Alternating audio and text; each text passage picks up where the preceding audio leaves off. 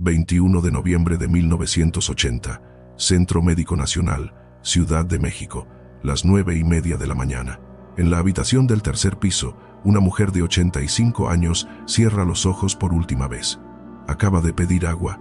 Le acercan el vaso a los labios. Bebe 2 sorbos, suspira y deja caer la cabeza sobre la almohada como quien al fin descansa de un peso enorme. La enfermera mira el monitor. La línea ya no sube ni baja. Suena un pitido largo, agudo, definitivo. La mujer que durante 40 años fue la abuela de todos los mexicanos acaba de morir. Sola, como vivió durante medio siglo. Junto a la cama hay una sola persona.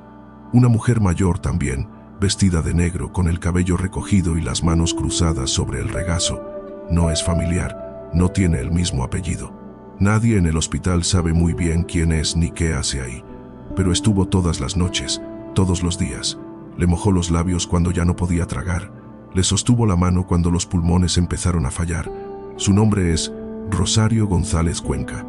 Y dentro de unos meses, cuando se lea el testamento, los abogados van a confirmar lo que la familia entera sospechaba sin atreverse a decir en voz alta. Esta mujer no era una empleada, no era una asistente, no era una vieja amiga de la infancia, como Sara García les dijo durante 6 décadas a periodistas, a productores, a vecinos curiosos. Esta mujer fue su pareja, su compañera, la persona con la que durmió cada noche durante 60 años. Y ahora va a heredar todo lo que la abuelita de México construyó delante de las cámaras, mientras escondía detrás lo único que la salvó del derrumbe. Pero esa historia llega más adelante. Lo que vas a descubrir primero es por qué Sara García se murió como se murió, sola en una cama de hospital, sin hijos, sin nietos, sin nadie que llevara su sangre en este mundo. Y la respuesta empieza 76 años antes, en una casa modesta de la colonia tabacalera en la Ciudad de México, donde una niña de 9 años con la cara roja por la fiebre tosió encima de su madre y sin saberlo le firmó la sentencia de muerte. Vámonos para allá. 1904, verano. La Ciudad de México de aquella época era un lugar muy distinto al que conoces hoy. Calles de tierra, carruajes tirados por caballos, tranvías eléctricos que apenas empezaban a circular por las avenidas principales, y una clase media baja que vivía con miedo permanente de las epidemias, cólera, viruela, tifus. Bastaba con que un solo niño se enfermara en una vecindad para que 2 semanas después hubiera 3 velorios en la misma cuadra. Don Isidoro García y doña Felipa Hidalgo eran 2 andaluces que habían cruzado el océano años antes. Salieron de España, pararon en La Habana y terminaron en Veracruz, donde abrieron una pequeña fábrica de papel maché que les daba apenas para vivir. Don Isidoro era arquitecto, hombre culto, religioso, callado. Doña Felipa era el motor de la casa, la que llevaba las cuentas, la que cocinaba, la que rezaba todas las noches frente al altar que tenía en la sala. Habían tenido 11 hijos. 10 de ellos murieron, algunos al nacer, otros antes de cumplir los 2 años. Una niña aguantó hasta los 6 y se la llevó la difteria. Cada entierro fue más doloroso que el anterior. Doña Felipa terminó con un crucifijo colgado del cuello del que no se separaba ni para dormir. Cuando nació Sara, en septiembre de 1895, la pareja ya no se atrevía siquiera a ilusionarse. Habían enterrado a 10 pequeños cajones de madera. 10 veces el mismo cura, las mismas oraciones, el mismo silencio al volver a casa. Cuando la partera les dijo que la nueva niña respiraba y lloraba con fuerza, doña Felipa cayó de rodillas en el suelo y le pidió a Dios que esta vez sí. La llamaron Sara García Hidalgo, y desde el primer día la cuidaron como si fuera de cristal. Doña Felipa no la dejaba sola ni para ir al mercado. Dormía con ella pegada al pecho. Le daba el pecho hasta los 3 años. Le revisaba la frente cada 2 horas, día y noche, buscando el menor indicio de fiebre. Don Isidoro, que era hombre de pocas palabras, le construyó con sus propias manos una cuna de cedro tallado que era la envidia de las vecinas. Sara creció sabiendo que era un milagro. Sus padres se lo repetían con los ojos vidriosos. Tú eres la elegida. Dios te dejó con nosotros por algo. Y la niña, con sus ojos enormes y su cabello negro, asentía sin entender del todo qué significaba ser la única de 11 que había sobrevivido al primer año de vida. Pero el milagro empezó a agrietarse pronto. Cuando Sara tenía 5 años, don Isidoro sufrió un derrame cerebral. Lo encontraron tirado en el patio una mañana de invierno, con la mitad de la cara caída y la mano derecha cerrada como un puño que ya no se abría. Lo internaron en la Casa de Beneficencia Española. Doña Felipa vendió la fábrica de papel maché, y madre e hija se mudaron a una vivienda más pequeña en la Ciudad de México, donde doña Felipa consiguió trabajo como ama de llaves en la casa de una familia adinerada. Sara empezó a ir a la escuela, pero ya no era la niña de cristal cuidada por dos padres pendientes de cada respiración. Ahora era una niña que pasaba el día sola, en una habitación prestada, mientras su madre trabajaba 15 horas diarias limpiando casas ajenas. Y su padre, encerrado en aquella casa de caridad, perdiendo poco a poco la capacidad de hablar y de reconocer a su esposa cuando iba a visitarlo los domingos. Así llegamos a 1904. Sara tiene 9 años. Su padre acaba de morir en la beneficencia. Su madre está rota por dentro, sostenida apenas por la presencia de esa única hija sobreviviente. Y la Ciudad de México se prepara para uno de los veranos más calurosos del que se tenía memoria. El calor trajo lo que siempre traen los veranos en aquellos años: ratas, pulgas y la fiebre que mataba a familias enteras en cuestión de días. Tifus murino, una enfermedad transmitida por las pulgas de las ratas que llegaba con escalofríos, fiebre altísima, manchas rojas en el cuerpo y una debilidad que dejaba al enfermo en cama 3 semanas. Si tenías suerte, salías. Si no, te ibas con una hemorragia interna o con los pulmones llenos de líquido. A finales de julio, Sara amaneció con fiebre. Doña Felipa, que ya había enterrado 10 hijos, no necesitó que nadie le dijera lo que estaba pasando. Le puso paños fríos en la frente, le hizo caldos, le rezó toda la noche con el crucifijo apretado en la mano y le ordenó a Sara que no se acercara ni le respirara cerca de la cara. Pero Sara tenía 9 años, y cuando su madre se acostaba junto a ella para arrullarla, la niña con fiebre se pegaba a su pecho buscando ese calor que conocía desde la cuna. 10 días después, doña Felipa empezó a sentir los escalofríos. La fiebre le subió, le aparecieron las manchas rojas en el cuello y en el pecho. Se la llevó la hemorragia interna 2 semanas más tarde. Sara, en cambio, sobrevivió. Tenía 9 años y acababa de matar a su madre.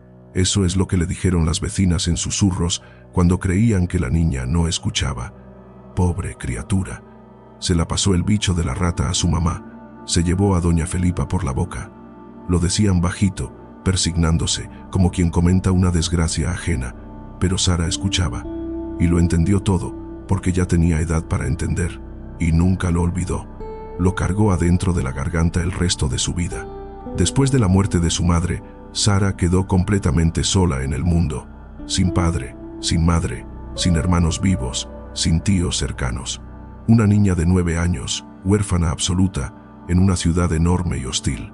La familia de una amiga de su madre, los González Cuenca, se ofrecieron a recogerla por unos días. La metieron en una habitación con su hija más pequeña, una niña de la misma edad llamada Rosario. Rosario González Cuenca. Acuérdate de ese nombre. Vas a oírlo muchas veces antes de que termine esta historia, porque esa niña que esa noche le prestó la mitad de su cama a Sara García fue la persona que la acompañó hasta el último suspiro 76 años después, y la que terminó enterrada en la misma tumba, junto a la única hija que Sara tuvo en la vida. Pero estoy adelantando demasiado. Los González Cuenca solo podían tener a Sara unas semanas. Eran familia humilde, no tenían cómo mantener una boca más, así que después de muchas gestiones, lograron internarla en el Colegio de las Vizcaínas, una institución antiquísima en el corazón del centro histórico de la ciudad. Era un colegio para huérfanas y para hijas de familias venidas a menos. Edificio enorme, muros gruesos, patios con fuentes, y monjas vestidas de negro que enseñaban a leer, a escribir, a coser, a cocinar y a rezar. Sara entró ahí con 9 años y un nudo en la garganta.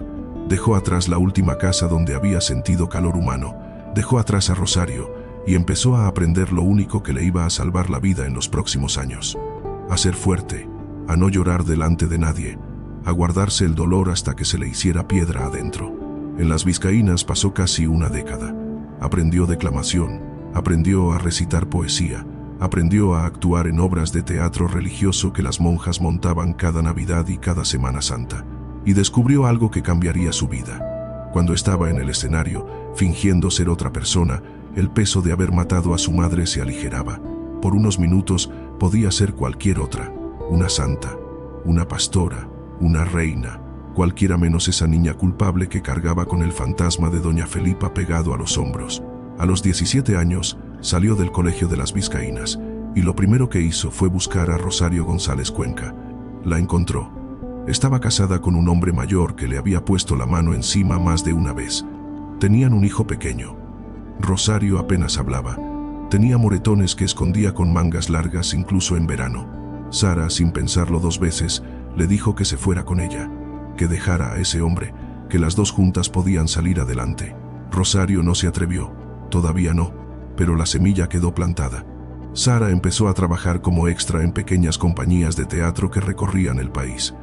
1915, 1916, sueldos miserables, camerinos compartidos con 12 actrices, trenes de tercera clase, hoteles de mala muerte en pueblos perdidos, pero arriba del escenario todo desaparecía. En una de esas giras, en el año 1917, conoció a un actor llamado Fernando Ibáñez Carranza. Era guapo, era mayor que ella. Tenía esa seguridad de los hombres que han estado con muchas mujeres y saben exactamente qué decir para que una se sienta especial. Sara, que tenía 22 años y que nunca había tenido un padre en casa, cayó como caen las que crecen sin saber qué se siente ser cuidada. Se casaron en 1918. La boda fue modesta, apenas unos cuantos amigos del teatro, ningún familiar por parte de Sara, porque Sara no tenía familiares. Rosario González Cuenca tampoco pudo ir, porque su marido no la dejó salir ese día. La luna de miel fue una gira por el norte, Tepic, Nayarit, Hotel Bola de Oro, una habitación con vista a la plaza principal, una cama deshecha, y la noticia, semanas después, de que Sara estaba embarazada.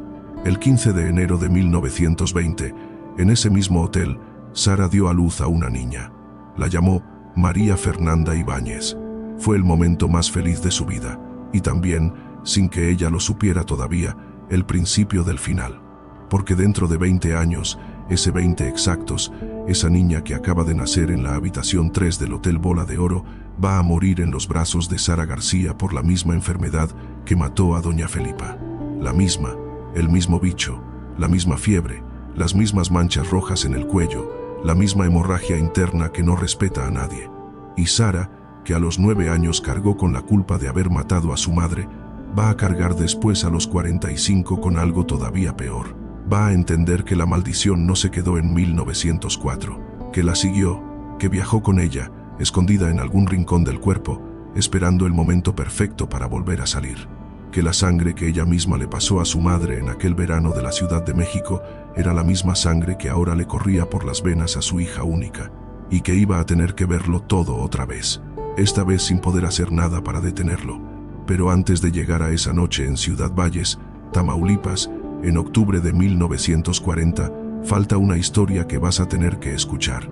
La historia de cómo Fernando Ibáñez, el hombre con el que Sara se casó pensando que al fin tendría una familia propia, se convirtió en el primer gran traidor de su vida. Cómo le rompió el corazón con otra actriz delante de toda una compañía de teatro. Y cómo Sara, con una hija recién nacida en los brazos y sin un solo familiar a quien pedirle ayuda, tomó la decisión más radical de su vida. Una decisión que iba a marcar los siguientes 60 años. Una decisión que el público mexicano nunca supo. Una decisión que tiene nombre y apellido. Y ese nombre vuelve a ser Rosario González Cuenca. Sigue en la siguiente parte. 1922. Tepic, Nayarit, mediodía. Sara empuja la puerta lateral del Teatro Calderón con María Fernanda en los brazos y una canasta de mandado colgando del codo. La niña tiene 2 años y duerme con la boca abierta contra el cuello de su madre. Sara viene a llevarle la comida a Fernando, que lleva 3 semanas ensayando una obra de Echegaray con la compañía de Elvira Morla. Adentro del teatro hace fresco. Los pasillos están vacíos. Sara conoce el camino al camerino principal porque lo recorre todos los días a esta hora. Empuja la puerta sin tocar y se queda en el marco con la canasta en la mano y la niña dormida sobre el hombro. Adentro está Fernando, sin camisa, sentado al borde del diván y montada encima de él, con la falda recogida hasta la cintura, está Elvira Morla, la empresaria, la dueña de la compañía, la mujer que le pagaba el sueldo a Fernando y que les había prestado el cuarto de hotel para la luna de miel apenas 4 años atrás. Nadie habla. Elvira voltea primero. Sus ojos se cruzan con los de Sara. No hay vergüenza, hay sorpresa, y debajo de la sorpresa, algo parecido al desprecio. Fernando, en cambio, se queda paralizado. Mira a su esposa, mira a su hija dormida, y abre la boca como si fuera a decir algo, pero no le sale nada. Sara cierra la puerta del camerino con cuidado, sin azotar, sin levantar la voz, sin despertar a la niña. Camina los pasillos del teatro con la canasta todavía en la mano, sale a la calle y empieza a caminar bajo el sol del mediodía con Fernanda pegada al pecho. Camina 40 minutos sin parar, hasta el hotel. Sube las escaleras, recoge una maleta, mete 3 vestidos suyos, 4 de la niña, una foto de su madre que cargaba desde las vizcaínas, y unos pocos pesos que tenía escondidos en el forro de la almohada. Baja al vestíbulo. Le pide al portero que le consiga un coche al ferrocarril, y al día siguiente, antes de que amaneciera, está sentada en un vagón de tercera clase rumbo a la Ciudad de México con su hija en el regazo. Nunca volvió a vivir con Fernando Ibáñez. Nunca volvió a pisar Tepic. Y nunca, en 60 años de carrera, dijo el nombre de Elvira Morla en ninguna entrevista.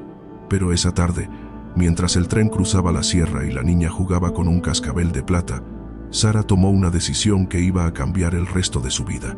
Una decisión que ningún periodista entendió hasta décadas después. Iba a buscar a Rosario, a su Rosario, a la única persona en el mundo que sabía quién era ella antes de las vizcaínas, antes del teatro, antes de Fernando, antes de todo. La única que la había visto llorar a los 9 años por su madre muerta y no se había apartado del lado de su cama esa primera noche en casa de los González Cuenca. El tren llegó a la Ciudad de México 3 días después.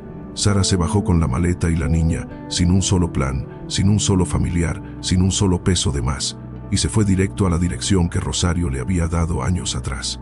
Una vecindad en la colonia Guerrero, 2º piso, puerta de madera carcomida por la humedad. Tocó. Le abrió un niño de unos 7 u 8 años, el hijo de Rosario.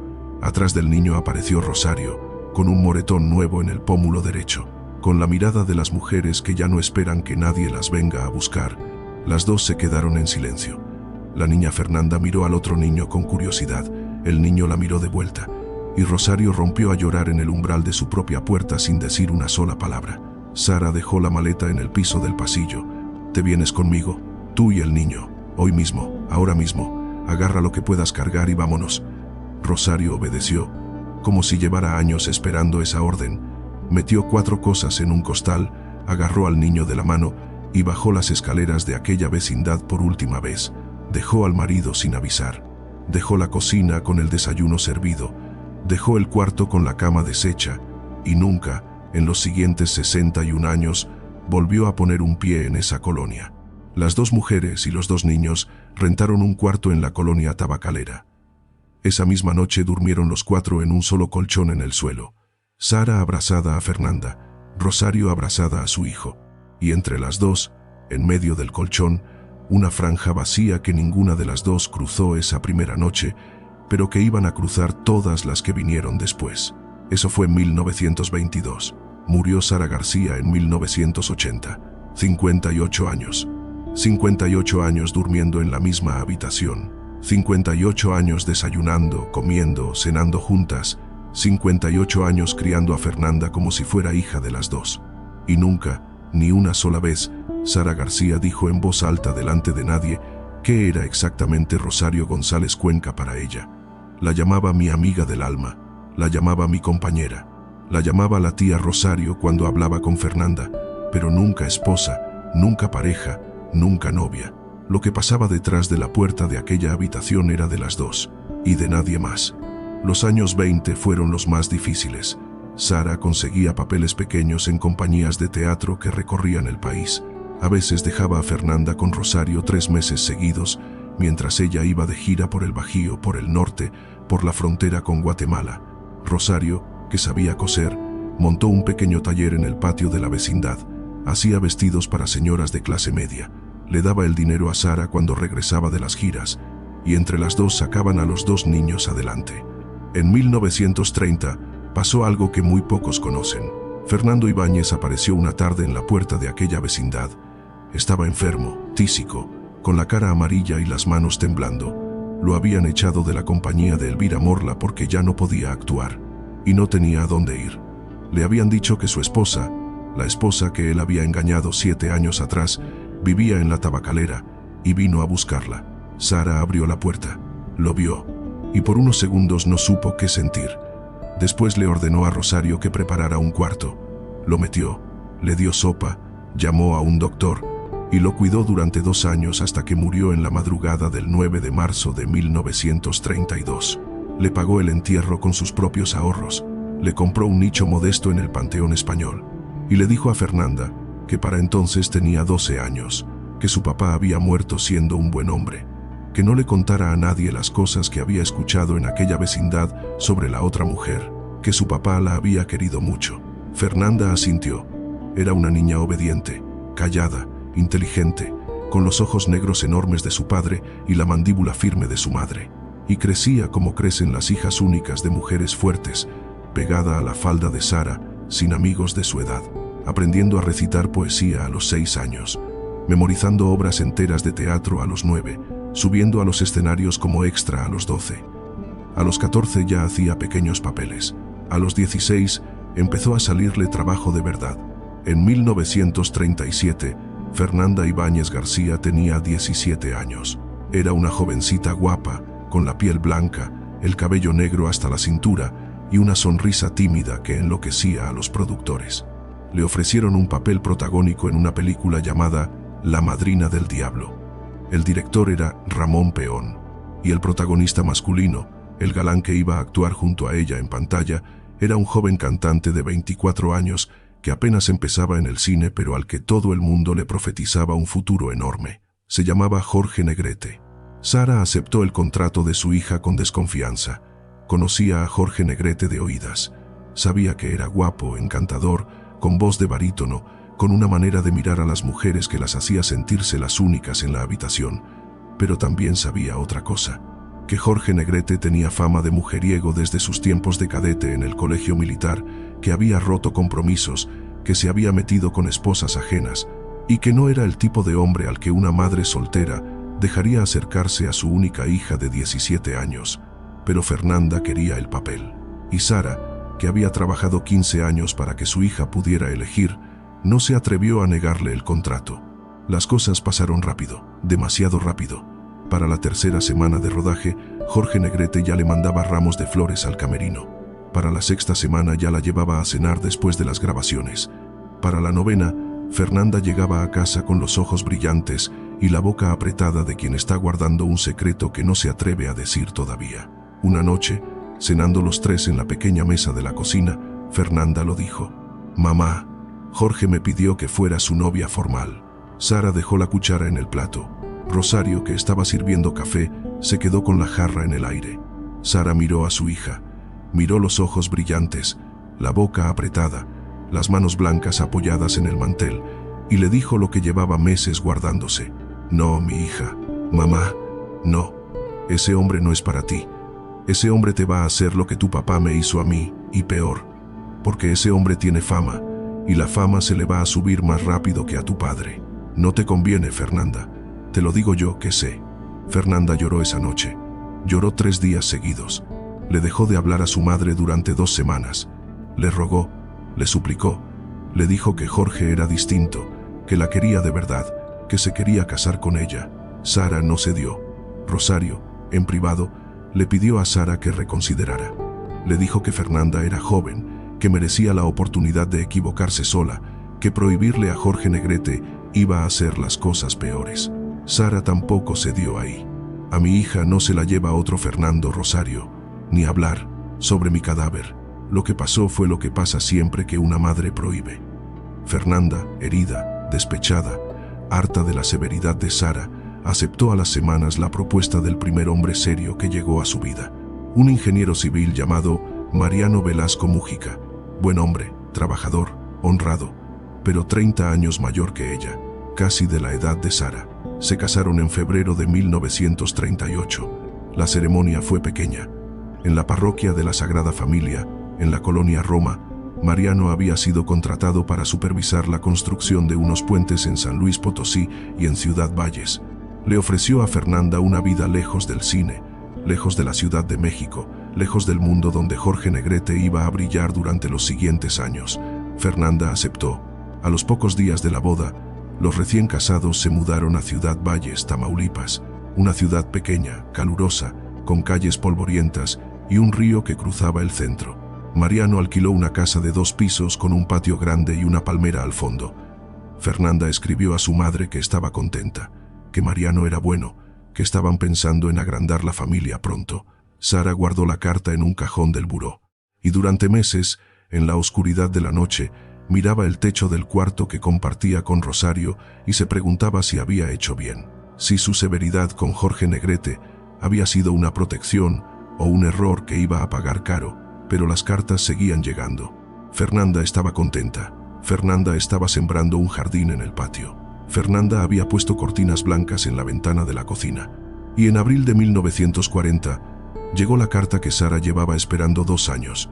Fernanda estaba embarazada, de 3 meses. El bebé nacería en octubre, y Mariano y ella querían que Sara fuera para Ciudad Valles a estar con ellos cuando llegara el momento. Sara lloró de alegría esa noche. Por primera vez en años, iba a ser abuela.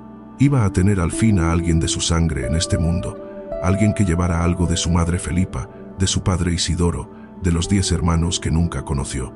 Le mandó cartas a Fernanda cada semana. Le mandó vestidos de bebé que Rosario cosió con encajes que había guardado desde los años 20.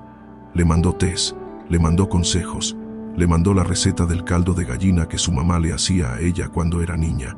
Mientras tanto, en la Ciudad de México, Sara estaba estrenando su primer gran éxito como protagonista.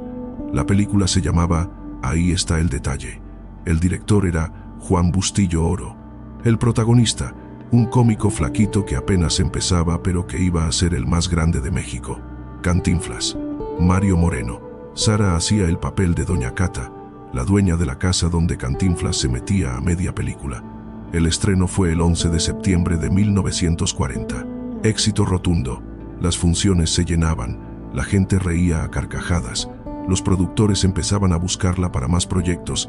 Por primera vez en su vida, Sara García, a los 45 años, sentía que el cielo se le había abierto, que el dinero iba a llegar al fin, que iba a poder darle a su nieto la vida que ella nunca había podido darle a Fernanda. Tenía un mes feliz por delante, solamente un mes, porque el 15 de octubre de 1940, mientras Sara firmaba autógrafos en el lobby de un cine de la Avenida Madero, le llegó un telegrama urgente desde Ciudad Valles, Tamaulipas. Fernanda estaba enferma, fiebre alta, manchas rojas en el cuello, vómitos. El doctor del pueblo había llegado al diagnóstico, tifoidea, como la que mató a su abuela 40 años antes. Mariano le pedía a Sara que viniera lo más rápido posible. Sara dejó el cine sin despedirse de nadie. Tomó un coche al ferrocarril, compró un boleto de primera clase con todo el dinero que llevaba encima y abordó el tren a Tamaulipas esa misma noche, sin maleta, sin avisarle siquiera a Rosario. El viaje duró casi 40 horas. 40 horas mirando el paisaje cambiar por la ventanilla. 40 horas con un nudo en el pecho. 40 horas repasando la cara amarilla de su madre Felipa moribunda en aquel cuarto de la Ciudad de México 36 años atrás. 40 horas rezando lo que recordaba de las vizcaínas. Padre Nuestros, Ave Marías, letanías sueltas. Llegó a Ciudad Valles el 17 de octubre por la tarde. Mariano la esperaba en la estación con los ojos hinchados. La abrazó sin hablar, la metió al coche y la llevó a la casa. Fernanda estaba en el cuarto del fondo, con las cortinas cerradas. El olor a enfermedad llenaba toda la casa. Sudor agrio, vómito, y debajo, algo más profundo, un olor que Sara reconoció de inmediato porque lo llevaba grabado desde los 9 años. El olor de la tifoidea avanzada, el olor del último tramo. Se acercó a la cama. Fernanda estaba consciente todavía. Apenas, tenía los labios resecos, los ojos hundidos. Las manchas rojas le cubrían el cuello, el pecho, los brazos, y la panza, hinchada por los 6 meses de embarazo, se movía debajo de la sábana. El bebé seguía vivo. Por ahora. Sara se sentó al borde de la cama. Le tomó la mano. «Mamá», susurró Fernanda, «te tardaste». Sara apretó los labios para no llorar delante de su hija. Le besó la frente ardiendo. Le mojó los labios con un trapito. «Estoy aquí, mi hija, estoy aquí. Ya no me voy a separar». Fernanda intentó sonreír. Le salió apenas un movimiento débil de la comisura. «Mamá, tenías razón». «¿Sobre qué, mi hija?»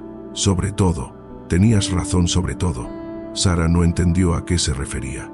Y nunca iba a entenderlo del todo, porque Fernanda perdió el conocimiento esa misma noche y ya no volvió a hablar coherentemente. Pasó el 18 de octubre delirando, llamando a Jorge Negrete por su nombre, llamando a Sara, llamando al bebé que tenía adentro y al que ya le había puesto nombre en secreto, según le confesó Mariano después con la voz quebrada. Le iba a poner Felipa, como la mamá de Sara, como la abuela que la enfermedad le había arrancado al mundo 40 años antes. Fernanda murió en los brazos de Sara la madrugada del 19 de octubre de 1940. Tenía 20 años y 9 meses de vida. La hemorragia interna llegó como llega siempre, sin avisar. Le brotó la sangre por la boca primero, después por la nariz. Sara la sostuvo contra el pecho mientras el cuerpo se le iba quedando frío. Le pegó la oreja a la panza buscando algún latido del bebé. No había nada. El nieto se había ido con la madre. La pequeña Felipa, que nunca llegó a nacer, se quedó atrapada para siempre en el vientre de su mamá muerta. Sara permaneció así, abrazada al cuerpo, hasta que entró el sol por la ventana entreabierta. Cuando Mariano regresó del pasillo donde había estado llorando a gritos contra la pared, encontró a Sara sentada en el piso, con la espalda recta, los ojos secos, las manos sobre la panza fría de su hija. No estaba llorando, estaba escuchando, como quien busca en silencio el último latido de alguien que ya no está. Llevaron los cuerpos a la Ciudad de México en un tren especial que tardó 3 días. Sara no se despegó del ataúd ni para comer. Rosario fue a recibirlas a la estación, con un vestido negro que había cosido durante el viaje del tren. Las dos mujeres se abrazaron en el andén sin hablar. Enterraron a Fernanda y a la pequeña Felipa juntas, en el mismo ataúd, en el Panteón Español de la Ciudad de México. La fosa quedó marcada con una placa modesta de mármol blanco. Ahí decía solamente María Fernanda Ibáñez García, 1920-1940, acompañada por su hija. Sara García salió del cementerio esa tarde tomada del brazo de Rosario. Tenía 45 años. Acababa de enterrar a su única hija y al primer nieto que iba a tener en la vida. Y, sin saberlo todavía, esa misma tarde empezó la transformación más extraña de su carrera. La transformación que iba a convertirla en la abuelita de México sin que jamás llegara a ser abuela de nadie. La transformación que la llevó a sacarse los dientes meses después, a pedir que le encogieran la cara con maquillaje, a inventar una vejez que no le tocaba para llenar de ficción el vacío de la familia real que la tifoidea le había arrancado. Esa es la última parte de esta historia, y es donde aparece el nombre que llevas escuchando desde el principio, Pedro Infante. El hombre que adoptó a Sara García como abuela cuando ella todavía cargaba con la muerte de su hija pegada a las costillas. El hombre que le iba a llevar serenata cada 10 de mayo durante 17 años. El hombre que, según los rumores que llegaron a circular después en los pasillos de los estudios Churubusco, sabía un secreto sobre Sara García que se llevó consigo a la tumba en abril de 1957.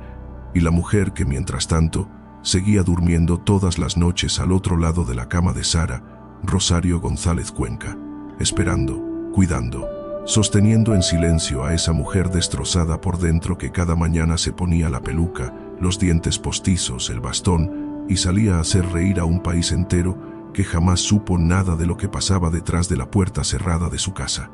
1940, 25 de octubre, tren a la Ciudad de México. Sara y Rosario regresan del entierro con una maleta entre las dos. Adentro está una caja pequeña de cartón con las cositas que Fernanda había bordado para el bebé. 3 camisitas blancas, 2 gorritos, un babero amarillo con un sol cosido a mano. Sara no soltó esa caja durante todo el viaje. En la Ciudad de México las esperaba la rutina del cine. Productores que querían contratarla, periodistas que querían entrevistarla, carteles del éxito de Ahí está el detalle pegados en cada esquina del centro. Sara, mientras tanto, había vuelto siendo otra mujer, sin lágrimas en la cara, sin escándalo, sin entrevistas dramáticas, apenas con una decisión tomada en silencio adentro del tren, mirando por la ventana mientras Rosario dormía con la cabeza apoyada en su hombro. Iba a aceptar todos los papeles de abuela que le ofrecieran, todos, sin importar la edad real que tuviera, sin importar lo que dijeran los productores, sin importar lo que pensaran los críticos. Si la vida le había arrancado a la abuela que iba a ser, ella iba a ser la abuela de alguien más, la abuela de cualquiera. la abuela de un país entero si era necesario, lo hizo a los pocos meses. Fernando de Fuentes la llamó para una película pequeña, allá en el trópico. Le ofrecía un papel de mujer mayor. Sara aceptó, pero la primera vez que la maquillaron de abuela frente al espejo del estudio, supo que algo le fallaba. Las arrugas pintadas se le marcaban falsas, la voz le salía demasiado clara, y los dientes blancos, sanos, brillantes, le delataban a la mujer de 45 años que era debajo del disfraz. Esa misma semana fue a ver a un dentista en la colonia Juárez, un hombre llamado Don Eduardo, viejo amigo de la familia. Le dijo lo que quería, que le sacara las piezas que estorbaban, que le dejara solamente lo necesario para masticar, que le hiciera unas placas postizas para que pudiera ponérselas y quitárselas según el papel. Don Eduardo se negó 3 veces. Le dijo que era una locura, que era irreversible, que iba a arruinarse la boca para siempre por un papel de cine. Sara insistió. Le firmó un papel donde lo deslindaba de cualquier responsabilidad y entró al consultorio una mañana de 1941 con la mandíbula firme. Salió con 14 piezas menos. Las guardó en un frasco de vidrio que se llevó a su casa. Esa noche, mientras Rosario lloraba en la cocina viéndola con la boca hinchada y la cara amoratada por la cirugía, Sara abrió el frasco y miró los dientes adentro. Le dijo a Rosario una sola frase. Una frase que Rosario recordó hasta el día en que la enterraron en 1983. Ya está, Rosario. Ya no soy la mamá de Fernanda. Ahora soy la abuela de cualquiera que me necesite. Y así empezó el resto. Los productores entendieron en cuestión de meses que Sara García era la abuela perfecta. Los directores la peleaban, los públicos la adoraban. Y cuando en 1946 salió Los Tres García, con un cantante recién contratado por los estudios Churubusco que se llamaba Pedro Infante, Sara García ya era una institución del cine nacional. Pedro Infante tenía 30 años cuando la conoció. Era impuntual, era mujeriego, era todo lo que Sara había rechazado en Jorge Negrete 9 años antes. Las primeras semanas de rodaje, Sara apenas le dirigió la palabra. Le hablaba con la voz seca, le criticaba los retrasos. Le decía que si no aprendía a respetar el trabajo de los demás, iba a terminar tirado en un cabaret antes de los 40. Pedro Infante encajó todas las regañadas sin contestar, hasta que un día, después de una escena en la que Sara hacía de su mamá, fingiendo morirse en su regazo, Pedro se quedó sentado en el set después de que el director gritara corte. Tenía los ojos rojos. Le tomó la mano a Sara, todavía recostada en el suelo del set, y le dijo en voz baja, sin que nadie más alcanzara a escuchar: «Doña Sara, yo nunca tuve mamá de verdad. La mía se murió cuando yo era chamaco, y la única vez que sentí lo que es tener mamá fue ahorita, haciéndome el muerto en sus brazos. Perdóneme las llegadas tarde, no le vuelvo a fallar». Sara se incorporó, lo miró, y por primera vez en 6 años, desde aquella madrugada en Ciudad Valles, alguien que no era Rosario González Cuenca la había hecho llorar. Desde ese día, Pedro Infante adoptó a Sara García como su madre. Le mandaba flores cada 10 de mayo, le llevaba serenata con mariachis a las puertas de su casa, le pedía consejos sobre las mujeres que se le metían a la vida y le confesaba cosas que jamás le confesó a nadie más. Una de esas cosas, según contó años después uno de los músicos del mariachi en una entrevista que casi nadie leyó, fue sobre el secreto de Sara. Pedro Infante sabía. Pedro Infante había entrado a la casa de Sara muchas veces. Había visto a Rosario en bata por las mañanas, había escuchado discusiones de cocina entre las dos, y había entendido sin necesidad de que nadie se lo explicara qué era Rosario para Sara García. Lo guardó hasta el día de su muerte. El 15 de abril de 1957, cuando la avioneta de Pedro Infante se desplomó cerca de Mérida, Sara García se enteró a las pocas horas. Estaba grabando una telenovela en Televicentro. Le pasaron la nota por debajo de la puerta del camerino. Sara leyó el papel, lo dobló, lo guardó en el bolsillo del vestido y salió al set para grabar la siguiente escena sin que se le quebrara la voz. Después llegó a su casa, cerró la puerta y se metió en el cuarto con Rosario por 36 horas. Nadie la vio salir. Nadie supo qué pasó adentro. Solo se sabe que cuando salió, 2 noches después, tenía los ojos hinchados y le pidió a Rosario que le quemara las cartas que Pedro Infante le había escrito durante 11 años. Rosario las quemó esa misma tarde en el patio trasero. Los rumores sobre lo que Pedro Infante sabía circularon en los pasillos de Churubusco durante años. Algunos decían que Sara y Pedro habían tenido una relación más profunda de lo que aparentaba. Otros decían que Pedro había descubierto el secreto de Rosario y se lo había prometido callar.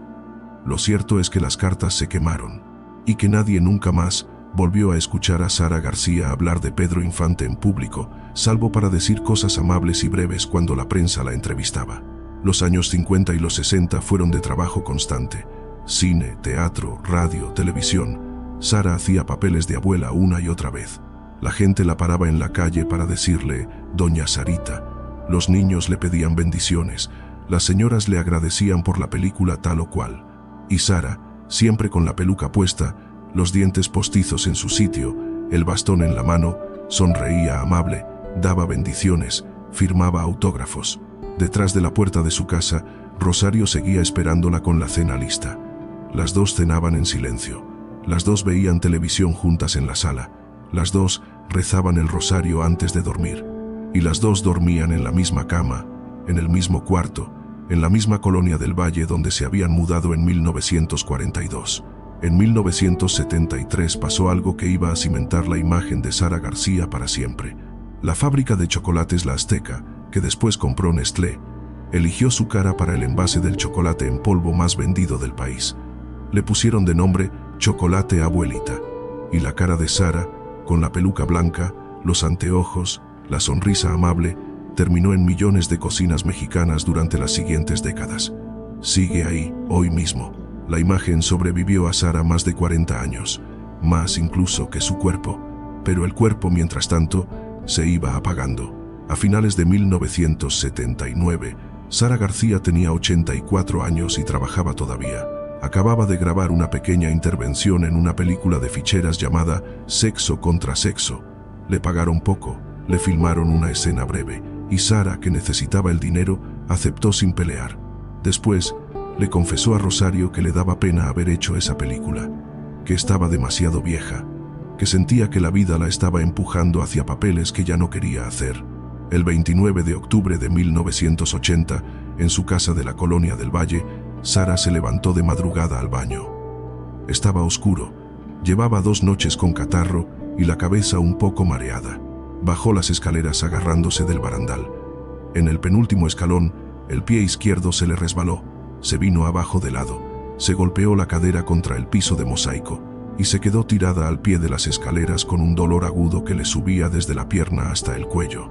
Rosario la escuchó caer. Bajó corriendo. La encontró consciente pero sin poder moverse. Llamó una ambulancia.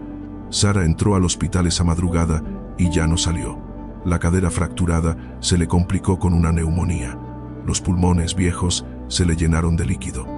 La medicina de los años 80 no pudo hacer mucho. Sara pasó 3 semanas en el Centro Médico Nacional, conectada a un oxígeno que apenas le permitía hablar. Rosario estuvo todas las noches a su lado, todos los días, sin moverse. El 21 de noviembre por la mañana, Sara abrió los ojos. Miró a Rosario sentada en la silla junto a la cama. Le hizo una seña con la mano para que se acercara.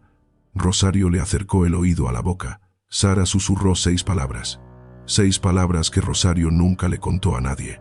Después pidió agua. Bebió 2 sorbos, cerró los ojos y se fue. Eran las 9:30 de la mañana. El funeral fue multitudinario. Acudieron actores, productores, músicos, gente común que la había visto en 100 películas. Salía en todos los periódicos del país. La declararon luto nacional. El presidente José López Portillo mandó una corona enorme con su firma. La sepultaron en el Panteón Español, en el mismo nicho donde estaba enterrada María Fernanda, con la pequeña Felipa en el vientre desde hacía 40 años exactos. Madre e hija juntas otra vez, casi medio siglo después. Pero la historia no terminó ahí. A los pocos días del entierro, se abrió el testamento de Sara García en una notaría del centro de la Ciudad de México. Estaban presentes los abogados, los productores que querían cobrar contratos pendientes y algunos parientes lejanos de Fernando Ibáñez que habían aparecido de la nada esperando heredar algo. El notario leyó en voz alta: la casa de la colonia del Valle, los derechos de imagen del chocolate Abuelita, las regalías de las películas, los ahorros del banco, las joyas, los muebles, las fotografías, los recuerdos, los vestidos de cine, hasta el último peso, hasta el último mantel bordado, lo dejaba todo, sin excepción, a una sola persona: Rosario González Cuenca, su compañera del alma de toda la vida, según las palabras textuales del testamento. Heredera universal. Los parientes de Fernando Ibáñez intentaron impugnar. Los abogados de Sara los pararon en seco. El documento estaba blindado. Sara lo había redactado con 2 notarios distintos 10 años antes, y lo había vuelto a confirmar 3 meses antes de morir. No había hueco por donde meterle mano. Rosario González Cuenca, una mujer que para el público mexicano no era nadie, se quedó con todo el imperio que la abuelita del cine había construido en 60 años. Y vivió 3 años más. 3 años sola en aquella casa de la Colonia del Valle, sin Sara, sin nadie, bajando las mismas escaleras donde Sara se había caído, cocinando para una sola persona, durmiendo en la misma cama donde habían dormido juntas 6 décadas.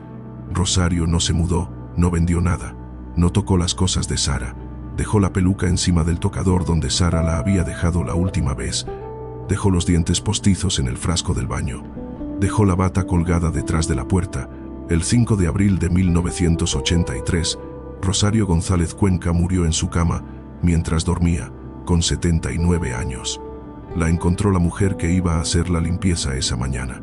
Pocas semanas antes, Rosario había dejado pagado y firmado un papel en la administración del Panteón Español. Pidió expresamente que la enterraran en el mismo nicho que Sara García y María Fernanda, sin placa propia, sin nombre nuevo en la lápida, solo metida adentro, junto a ellas, en silencio. Y así fue. Las 3 mujeres quedaron juntas en el mismo metro cuadrado de tierra del Panteón Español de la Ciudad de México.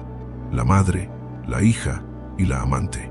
La que parió a Fernanda, la que murió embarazada en sus brazos y la que durmió al otro lado de la cama de Sara durante 60 años sin que el público mexicano supiera nunca su nombre. 3 mujeres, una sola tumba, una sola placa de mármol blanco que sigue ahí, hoy mismo, en el Panteón Español.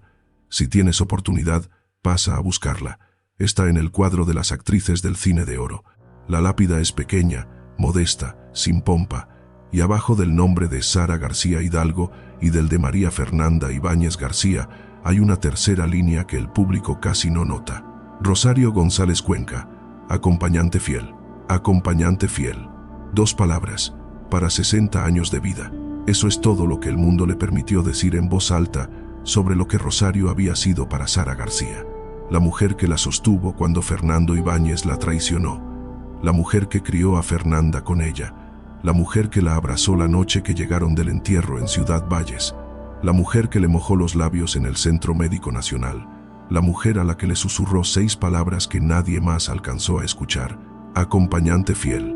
Vas a recordar a Sara García la próxima vez que veas la cara de la abuelita en la lata de chocolate. Vas a verla con la peluca blanca, los anteojos redondos, la sonrisa amable. Vas a pensar en cómo te hacía reír en las películas de Cantinflas y de Pedro Infante. En cómo te recordaba a tu propia abuelita, aunque nunca la hubieras conocido en persona. Y cuando lo hagas, acuérdate también de lo otro.